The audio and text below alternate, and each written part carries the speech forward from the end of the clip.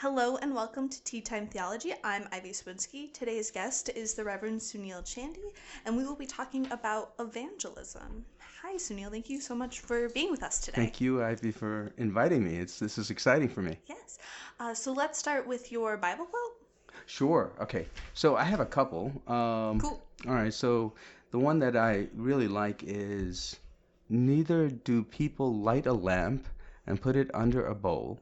Instead, they put it on a stand and it gives light to everyone in the house.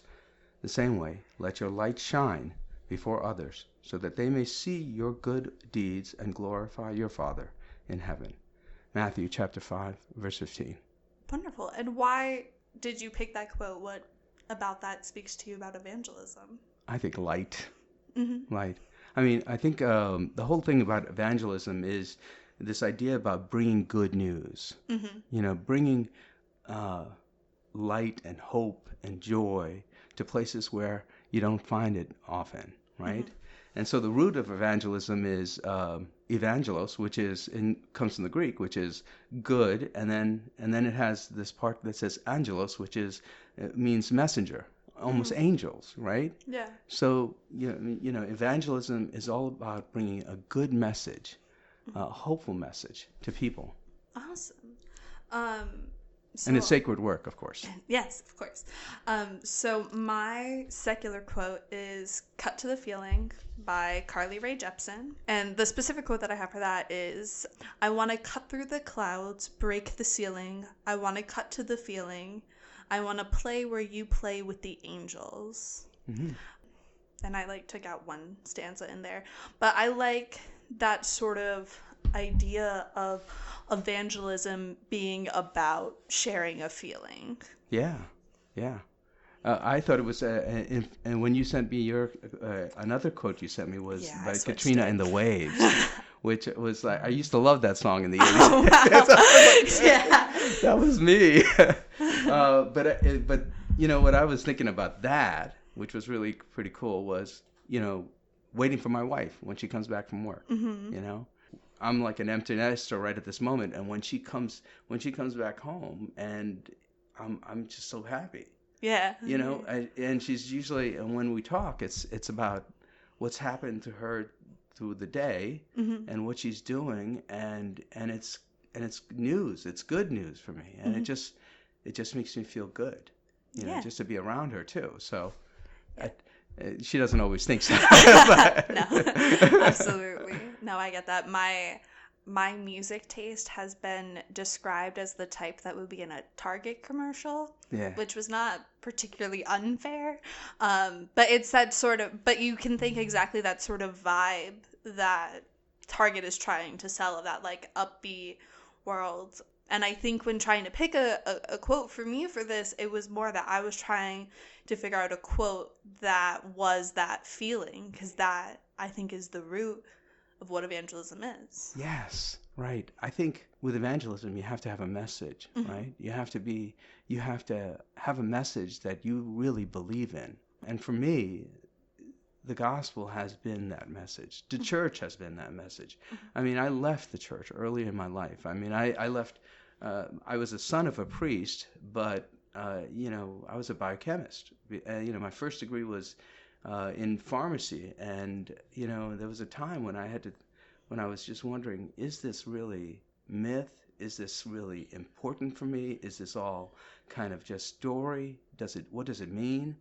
And what I found was, the church became, actually I went through a series of really dark times in leaving and trying to find other things. And then my family, my father became sick. And then all of a sudden I saw in that sickness or in that illness, people coming to me and helping me and helping share some hope with me. And that's the turning point for me to come back into the church. And then as I dove into it, it was this lifesaver, almost this like that, right? A lifeboat? No, not lifeboat. What is that? That ring that you throw out into, we're around the water all the time. I don't even know what it is. It's a life buoy Life preserver? Maybe a life preserver, maybe. Sure. Yeah. Everyone knows what we're talking about. Yeah, I think so. Yeah, I'm from New Jersey also, so all this water is not that common for me. Wow. I've been here for about 5 years, so I'm still learning all the lingo. But it's like that idea of something coming out and helping, right? And so I think the gospel message is like that. It comes out to give us some hope. I mean, I think right now is a good time. In this, and I think evangelism always is about context. It's about where does God come to me at this moment, and in what I'm feeling, and how I'm being, and how does God bring me hope? I don't want to make the whole thing coronavirus thing a big thing, but I think evangelism at this moment is about, and this being, recorded on at this time, it's about bringing hope. Bringing a sense of calm and an understanding that God will be there in the midst of all of this. Yeah, definitely. And I think what's interesting about it is I have seen more priests Facebook Live something in the past 2 days than I have, I think, ever in their 20 years of priesthood. Oh my God, I'm like 52, right? Yeah. And I thought I was pretty savvy with stuff, but I never really did Facebook Live. I really didn't. I mean, I have a communications guy at my church, and his name is Caswell Cook, and he is amazing. Great. And he sets up all of this stuff, social media things, and all I do is the sermons, and then my services, and they put it out on Facebook. Well, now I'm really thinking about it. A couple of days ago we did our first morning prayer thing, and all of a sudden I'm having conversations with people, like over 100 people from all over the world. Yeah. All over the country, and I'm having engagement with my young folks, on Instagram, and it's actually connecting people. Yeah. You guys have a great Instagram, by the way. I'm just going to plug it for you. Because, you have a really good Instagram for, church-wise. Caswell is the person who's doing that. But, I mean, it's created some new and different ways of me thinking even, I mean, right now, we don't know how long we're going to do this, right? But I think we're never going to go back to doing things the way it used to be. Yeah. Because it's connecting people. It's connecting a community that's so different than I ever imagined. And so we're doing a whole bunch of stuff online, and that's new for me, I mean, whether it's Compline or morning prayer, or looking at sermons from the PB at the Washington National Cathedral. It's all new. Yeah. And I think what's exciting about evangelism is that it evolves over time. Right. Yeah. So whatever the current crisis is, if it is a crisis, or what we perceive it to be a crisis, or whatever challenge it may be at the moment, there's always, we tend to think that it is the dark moment, right? But I always know, my faith is that God, even those challenges, those things that we think are tragedies, God has a triumph there for us. It's just for us to kind of look at it, see it, examine it, and then take the opportunity in it, I mean, evangelism at the very beginning with the church, when Jesus began the church, was taking advantage or taking the opportunity of all that Roman road system that was available for those people to spread their joy. It's taking advantage of the cultural matrix at the time, the Hellenistic culture, the way that Greek was the language that people could talk, and so people from different nations could talk to each other in one language, and they could understand each other. That's taking the moment, and then passing that light of hope, to the world around us.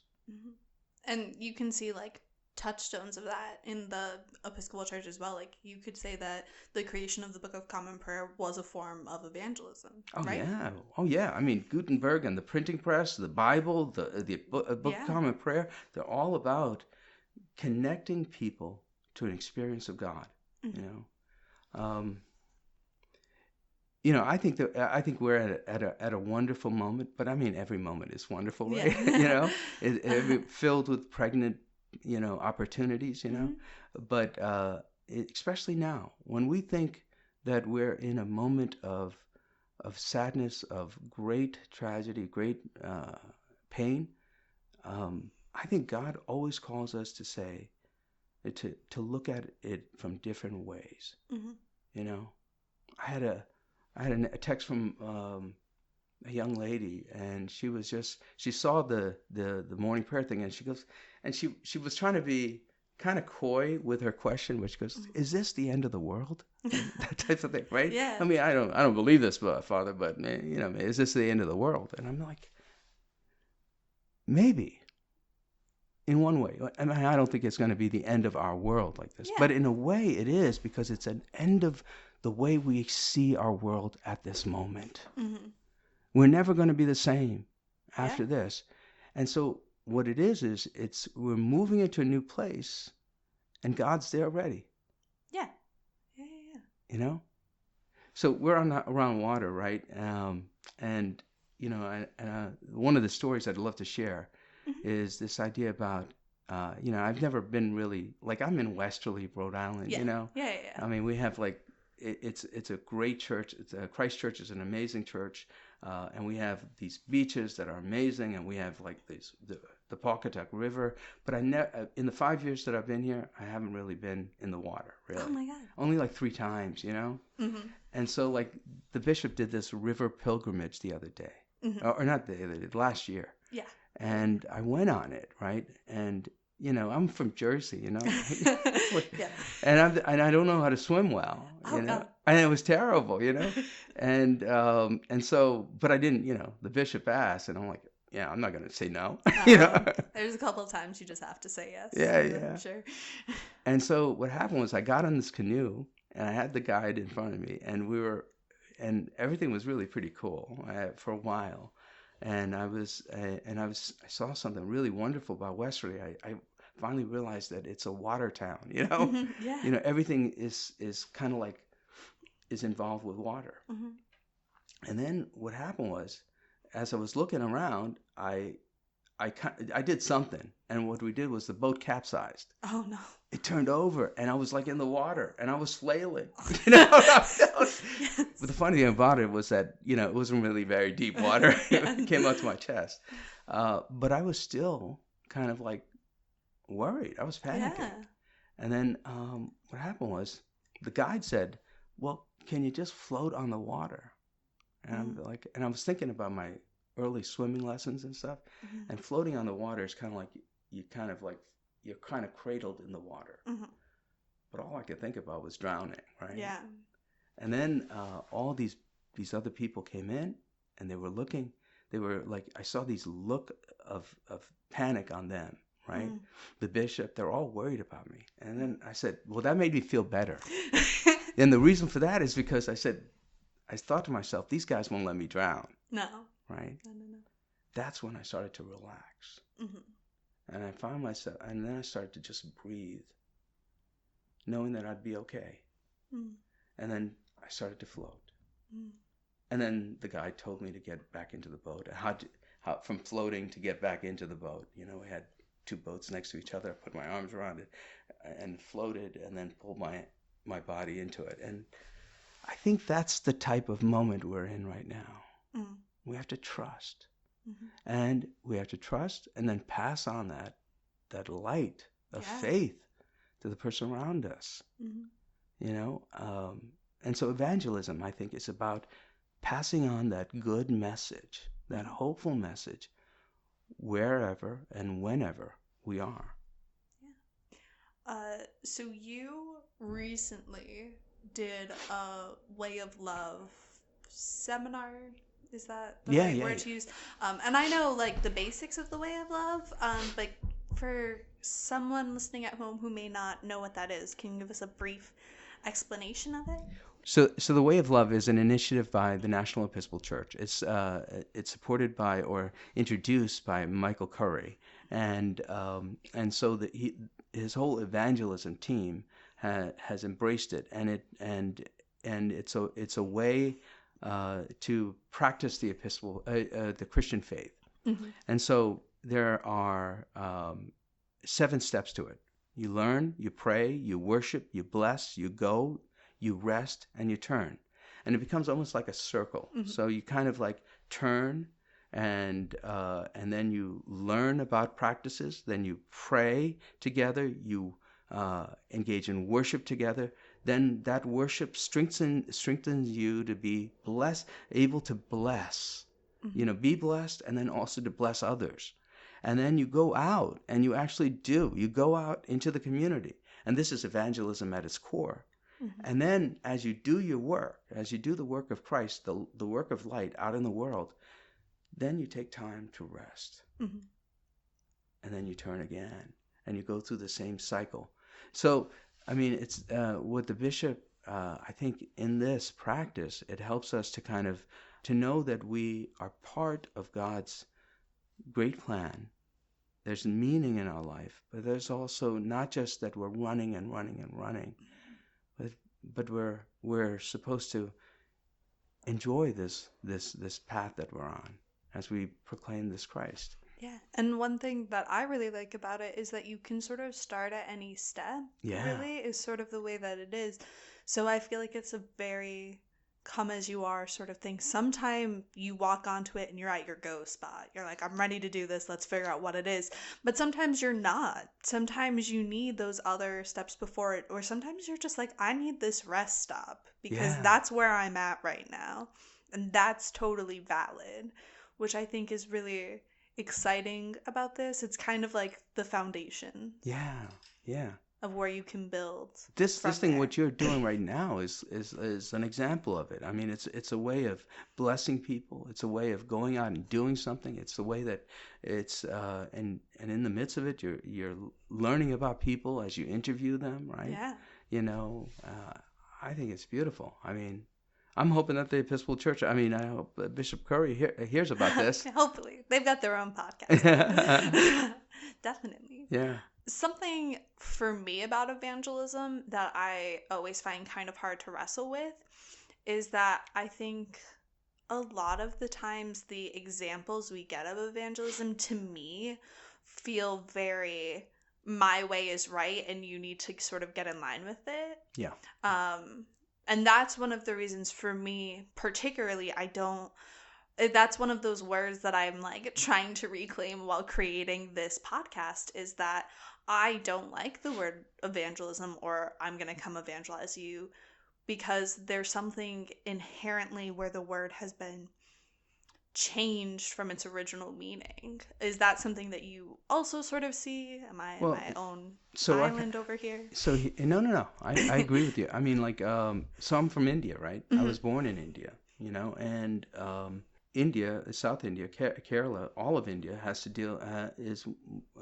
to deal with colonialism, Mm-hmm. right? This idea that that another country comes in and teaches you or subjugates you and then teaches you what's the right way to do things, right?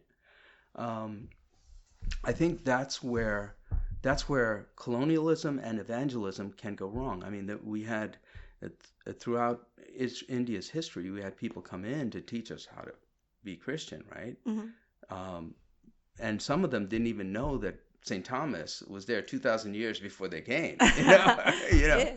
St. Thomas was the doubting disciple, right? Yes, yeah, doubting Thomas. And when he left after he said, "My Lord, my God," the legend says he followed the trade routes, the Jewish trade routes, all the way to Kerala, India, Mm-hmm. and began the church there. Interesting. Yeah, and so India has a great history with Christianity, and so when the European powers came over there to India to in terms of trying to subjugate it or annex it into its experience, they were surprised that Christianity was already there. Mm. The pagans were already Christian, you know, right? Yeah.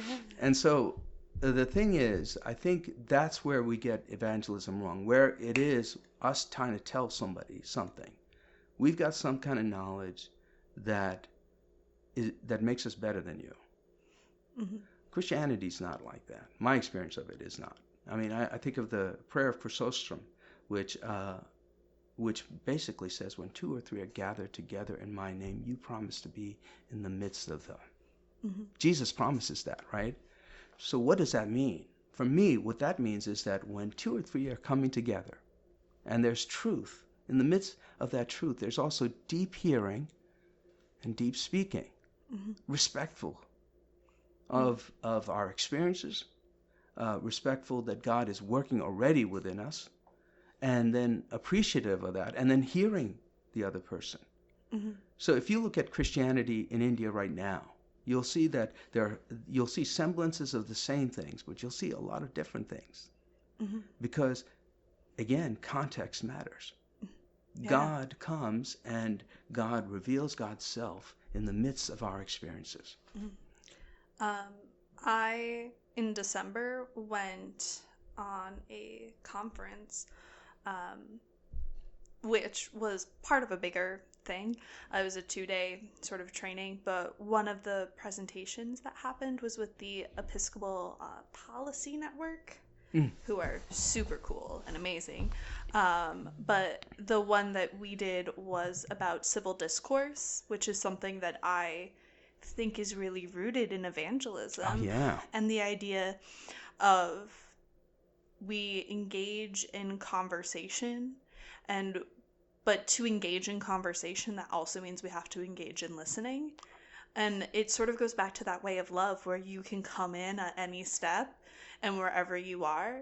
And evangelism and civil discourse are the same way, that sometimes for me to evangelize to you is for me to know that sitting next to you during this time in your life is what you need, and that is an act of Christ and holiness in just walking beside someone. And then sometimes there are hey, come to church with me, we're doing X, Y, and Z. Right. And that also is a way of evangelism, but both of them are valid ways to evangelize, and one is not better or more productive than the other.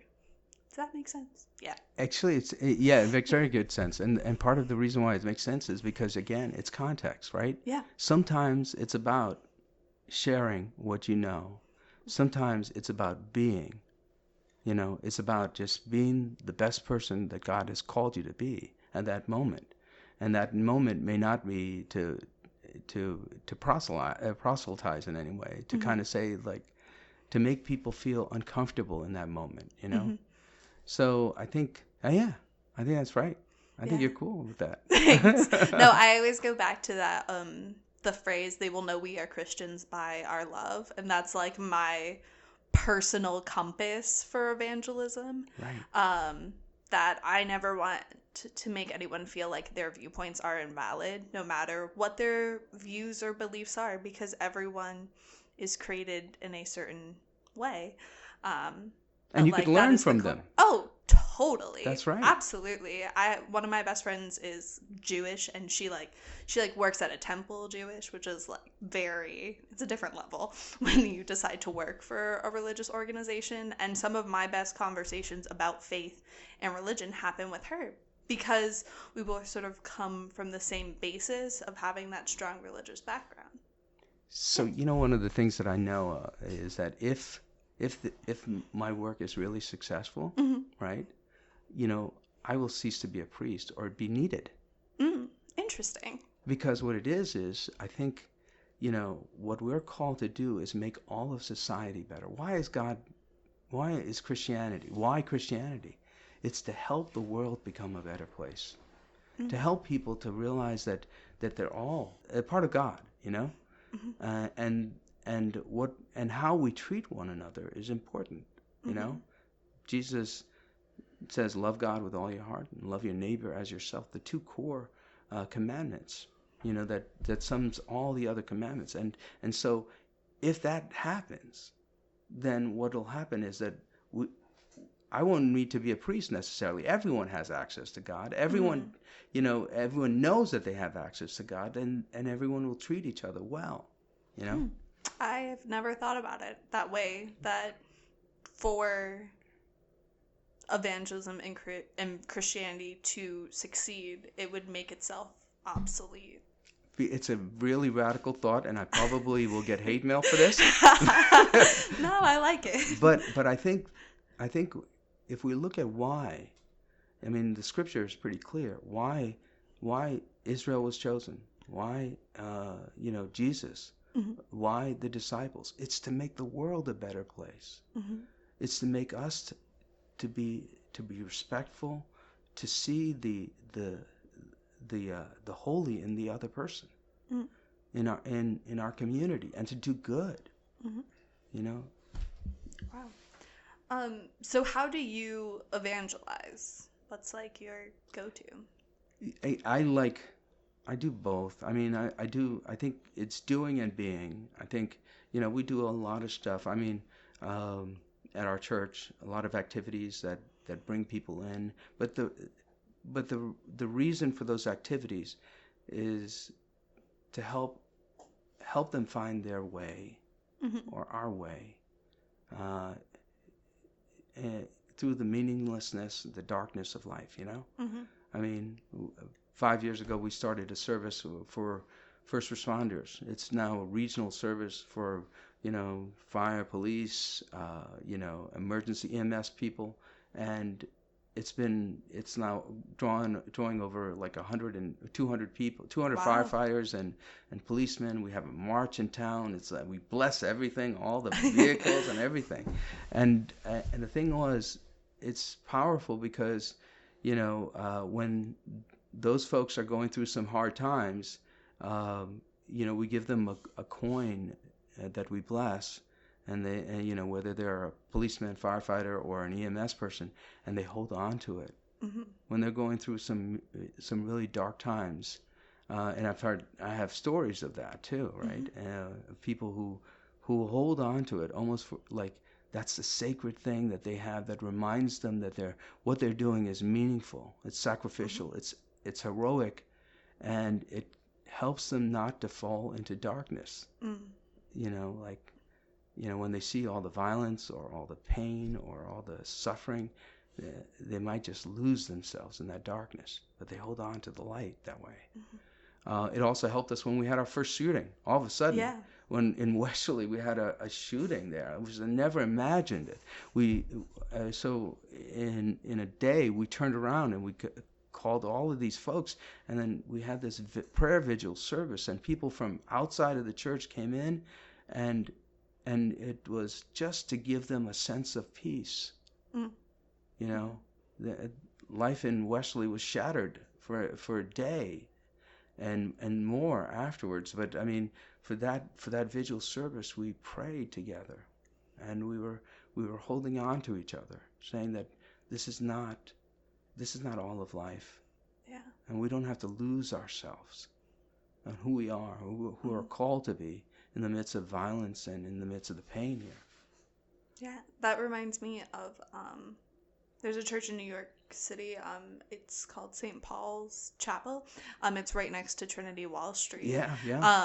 And they their entire mission changed after 9/11, really, because they became the place where all the first responders went during those days. That was sort of where they were able to sleep and get food and all. And if you go there now, it's more like a museum. And they still do church services, but I've been a couple of times. Their church services are not. It's not your normal let's sit and stand sort of. But that's an example of being, right? Yes. And so that's evangelism by just being who you are, the light that you are, and you spread it. Yes, definitely. And it inspires people. Yes. Yeah. Yes. People, I think, are more inspired by seeing reactions after. How does the church evangelize when there isn't a crisis happening? Not that that's been... The thing is there's always a crisis. There is. Right? There's Yeah. always, I mean, it's not like a national crisis like a shooting or something, Mm-hmm. or it may not be the coronavirus, but there are always people who are looking for connection. Mm. You know, there's always people who are always on the edge. In fact, one of the best definitions I heard about Jesus is like he's an edge walker. An edge walker. Yeah, yeah. This is a real cool thing. It's he walks on the borders, Mm-hmm. between communities, whether Jew or Gentile, Mm-hmm. between Galilean or a person who's a Samaritan and a Jewish person in the gospel. He's always walking that edge. Mm-hmm. He's the boundary person between communities and also between us and God. I mean, what our faith says that he is both human and divine, that boundary, that walk in that edge. And I think like what happens is we're like that too. We're always walking the edge. We might be in the midst of a broken relationship. We might be in the midst of we might be living paycheck to paycheck. We might be in the midst of, if we are in a relationship, we might be trying to struggle how to manage our time and our family and all the stuff that we have. We're always walking on the edge. And I think that's why we're drawn to this Jesus, because he's an edge walker. He knows he walks that edges with us. And what in the Christian faith, what we're saying is that even as we walk those edges, and it may seem scary, God's there. Mm.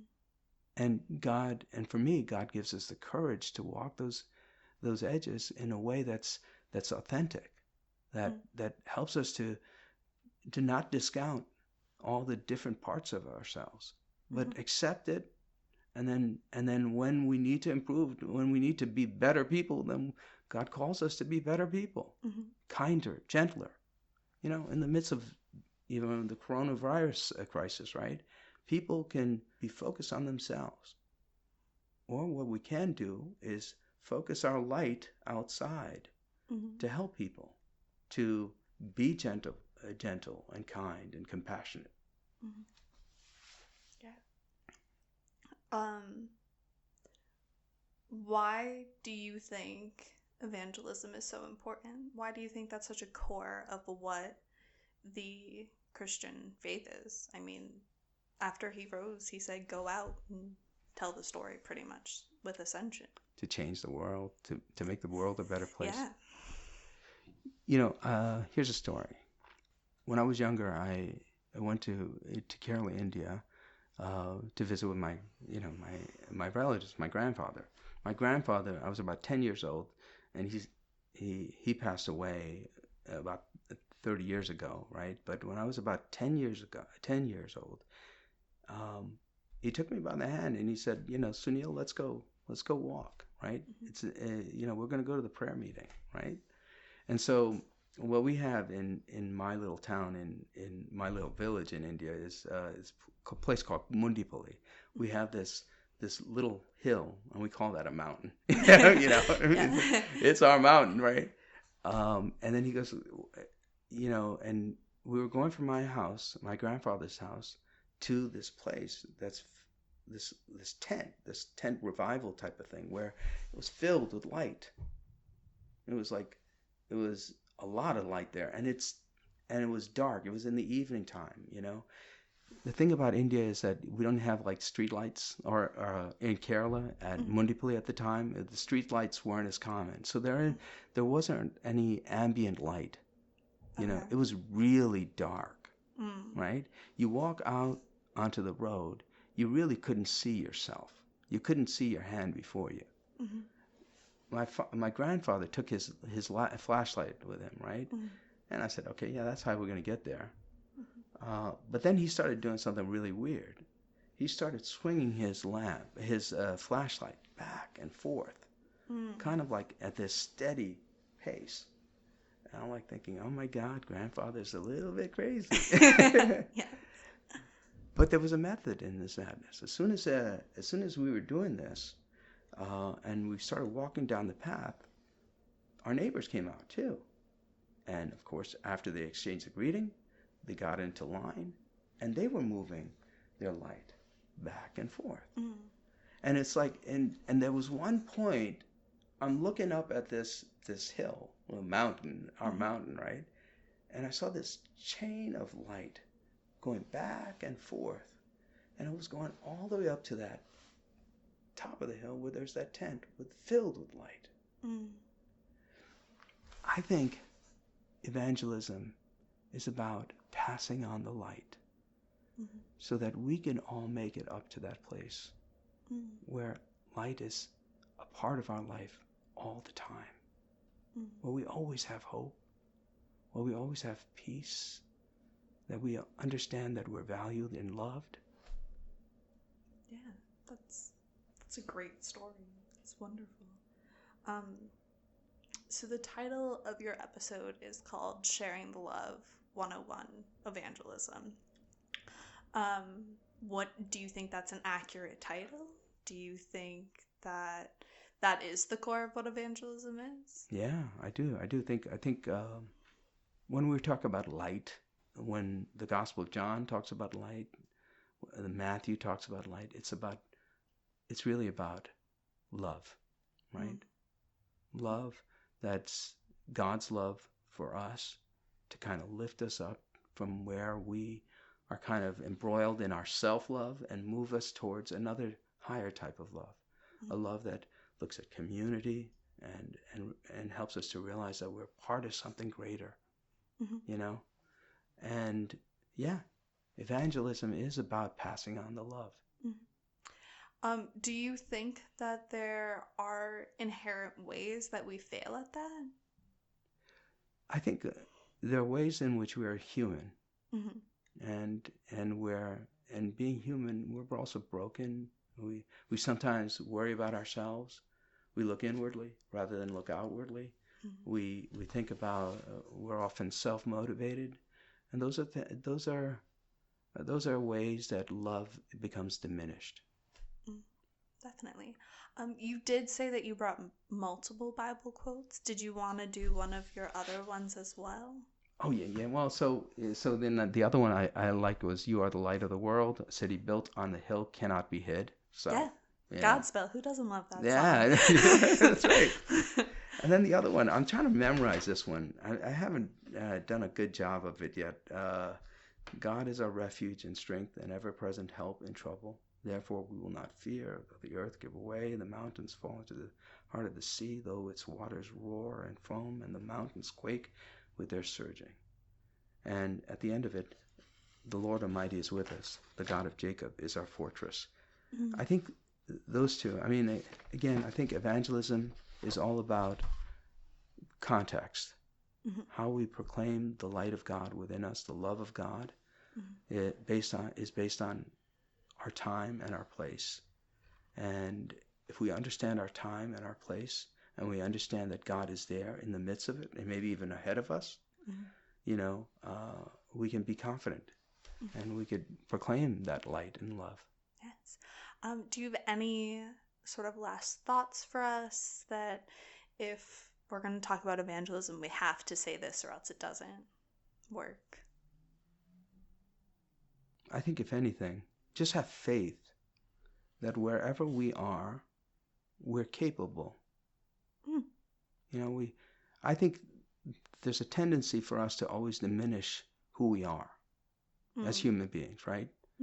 To always think that we're never enough, right? Yeah.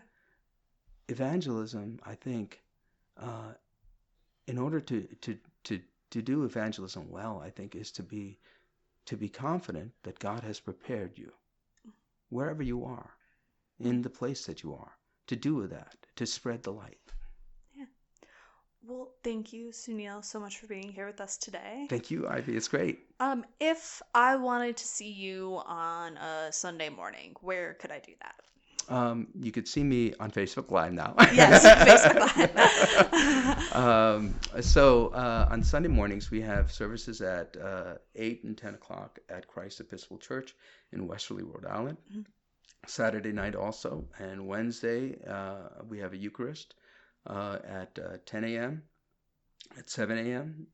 We also have a Bible study at 10:45, and then in the evening we usually have on Wednesday nights an evening program. Wonderful. And as we've already said, you've got a great Instagram. I'm assuming you also have a Facebook page. Facebook page that's getting more and more people. Wonderful. Well, yeah. Thank you so much for being here. Thank you. Thank you. Where all is doubt, may we sow faith. Where all is gloom, may we sow hope. Where all is night, may we sow light. Where all is tears, may we sow joy. Jesus our Lord, may we not seek to be consoled, but to console, nor look to understanding hearts, but look for hearts to understand. Thank you for listening to Tea Time Theology. We would like to thank our sponsor, the Episcopal Diocese of Rhode Island, and the Right Reverend Nicholas Knisley, as well as our guests today. Follow us at Tea Time Theology on Facebook, Twitter, and Instagram.